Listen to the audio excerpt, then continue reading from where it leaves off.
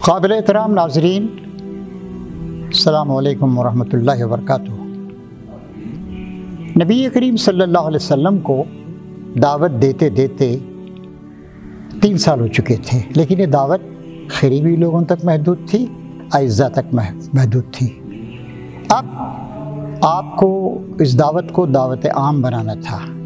چنانچہ صفا کی پہاڑی پر ایک دن صبح سویرے آپ چڑھ گئے، اور اس کے بعد ان کا ایک طریقہ تھا عربوں کا، یا صباحا، صبح کی مصیبت کہہ کے لوگوں کو پکارتے تھے۔ چنانچہ آپ اونچائی پر تھے، آپ نے کہا، لوگو، اگر میں تم سے کہوں کہ اس پہاڑی کے پیچھے ایک فوج ہے جو تم پر حملہ کرنے کا ارادہ رکھتی ہے تو کیا تم اس بات کو مانو گے؟ لوگوں نے کہا، اے محمد، آج تک آپ نے کبھی کوئی غلط بات نہیں کہی، آپ صادق ہیں، سچے ہیں، آپ امین ہیں، امانت دار ہیں، کیوں نہیں مانیں گے ہماری بات کو؟ کہا کہ دیکھو، اس سے ایک بڑی بات ہے جس سے تم کو مطلع کرنا چاہتا ہوں۔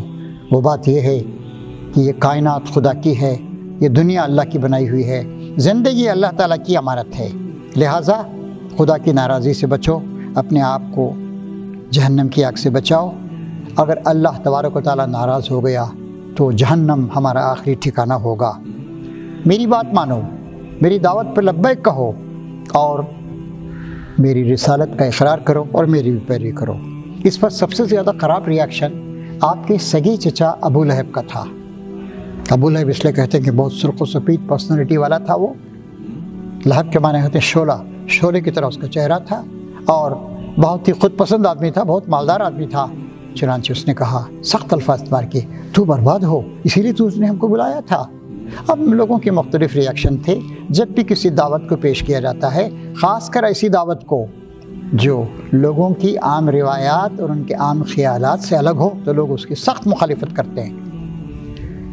چنانچہ یہ نشست جو صفا کی پہاڑی پر چڑھ کر آپ نے مخاطب کیا تھا لوگوں کو، وہ کسی اچھے نتیجے پر ختم نہیں ہوئی۔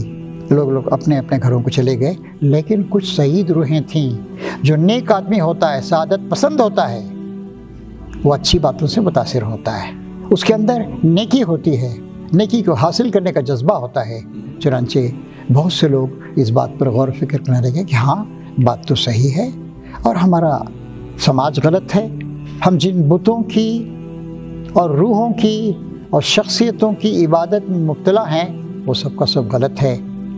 محمد جو صادق ہیں، جو امین ہیں، وہ کوئی غلط دعویٰ نہیں کر سکتے ہیں، غلط بات پیش نہیں کر سکتے ہیں۔ اس طریقے سے دعوت اسلامی نے ایک اور سٹیپ آگے بڑھایا، اور آخر کار دنیا نے دیکھا، تاریخ نے اس کو لکھا کہ میں اکیلا ہی چلا تھا جانب منزل، مگر لوگ ساتھ آتے گئے، کارواں بنتا گیا۔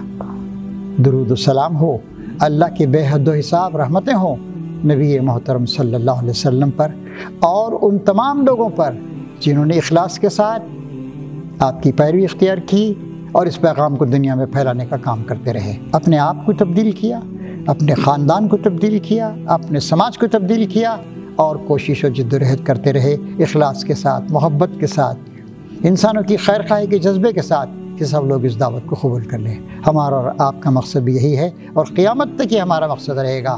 یہ امت بنائی ہی اس لیے گئی ہے، کنتم خیر امت اخرجت للناس، تم وہ بہترین امت ہو جس کو لوگوں کی خدمت کے لیے، خیر خواہی کے لیے، ہدایت اور رہنمائی کے لیے بنایا گیا ہے۔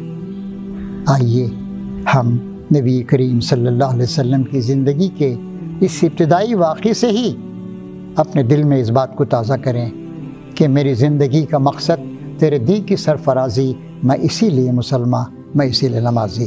وآخر دعوانا ان الحمد للہ رب العالمین۔